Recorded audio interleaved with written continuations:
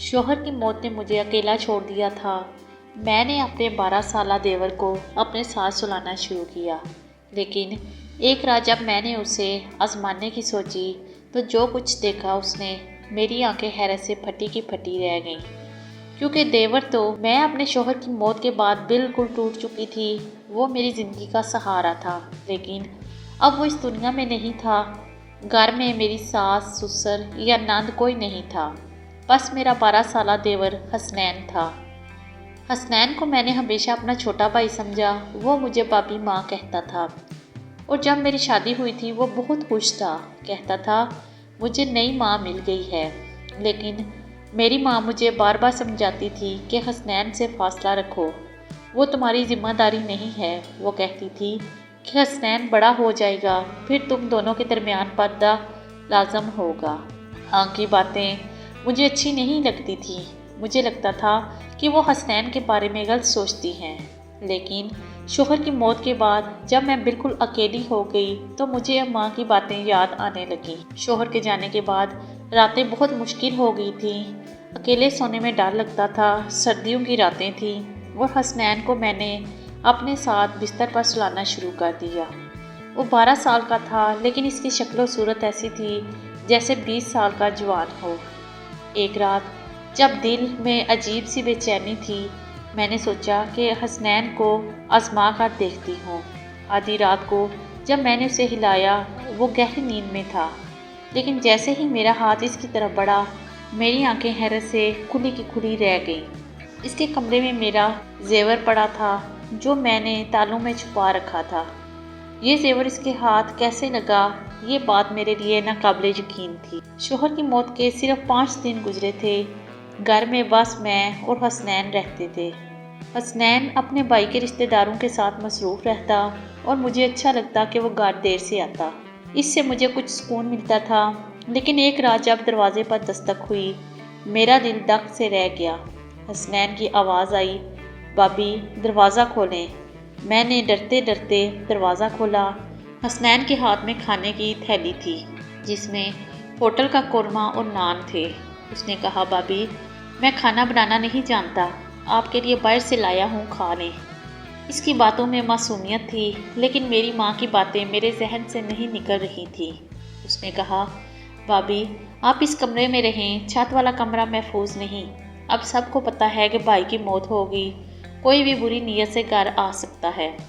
اس کی باتوں نے مجھے حیران کر دیا۔ ایک 12 سال کا لڑکا ایسی باتیں کیسے سوچ سکتا ہے؟ حسنین کے کمرے میں جانے کے بعد جب میں نے دروازہ بند کیا تو میری نظر اس زیور پر پڑی جو میں نے چھپایا تھا۔ میرا دل دک سے رہ گیا۔ حسنین نے یہ کیسے نکالا؟ تالے تو ٹوٹے بھی نہیں تھے۔ میں نے سوچا کہ صبح اس سے پوچھوں گی، لیکن اس رات مجھے عجیب سی نیند آ رہی تھی۔ حسنین کے لائے قورمے کے بعد میری آنکھیں ایسی بند ہوئیں جیسے کوئی نشہ ہو۔ صبح جب اٹھی تو 9 بج رہے تھے۔ میں حیران تھی کہ اتنی گہری نیند کیسے آ گئی۔ حسنین کچن میں چائے بنا رہا تھا۔ اس نے مسکراتے ہوئے کہا، بابی آپ کو اچھی نیند آئی نا؟ پھر اس نے بتایا کہ اس نے میرے کھانے میں نیند کی گولی ملائی تھی تاکہ میں سکون سے سو سکوں۔ میں غصے سے آگ بگولا ہوگی۔ حسنین تم ایسی حرکت کیسے کر سکتی ہو؟ اس نے معصومیت سے کہا، بابی میں تو آپ کا خیال رکھنا چاہتا تھا۔ اس کی باتوں نے مجھے کچھ سکون دیا، لیکن زیور والی بات ابھی بھی میرے ذہن میں تھی۔ کچھ دن بعد حسنین نے کہا کہ وہ میرا زیور بیچ کر گھر خریدنا چاہتا ہے۔ وہ کہتا تھا کہ کرائے کے گھر میں ہم کب تک رہیں گے۔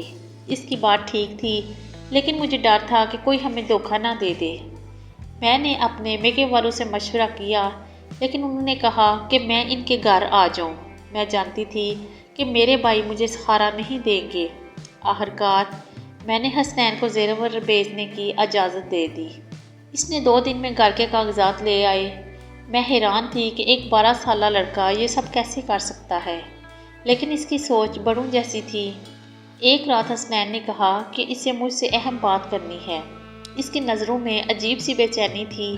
رات کو وہ دیر سے گھر آیا اور جب میں نے غصے میں اسے ڈانٹا تو چلایا، بابی بس کریں، مجھے آپ کی کوئی بات نہیں سننی۔